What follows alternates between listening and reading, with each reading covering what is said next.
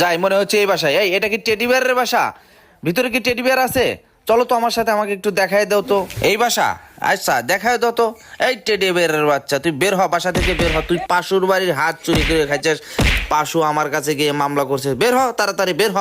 এই তোর কান ধরে আজকে বের করবে। এই তোকে এর আগে ওয়ার্নিং দেওয়ার পরও তুই কেন তুই পাশুর বাড়ির তুই হাঁস চুরি করে খাইছিস?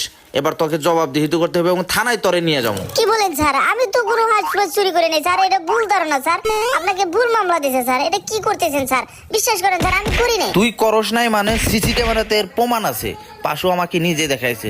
তো চল এবার তোকে আমি অ্যারেস্ট করে থানায় নিয়ে যাব। তোর মা বাবাকে নিয়ে গিয়ে তারপর তোকে যেন থানাইতে ছাড়াই নিয়ে আসে। আর তোর নামে কিন্তু 544 দ্বারা মামলা হয়ে গেছে। চল বেটা, বেটা শালা তুই আর একজনের বাড়ির হাঁস খাবি আর তুই বড় বড় কথা কবি। এবার চল এবার থানায় গিয়ে তুই হাজতের ভাত খাবি। এবার চল।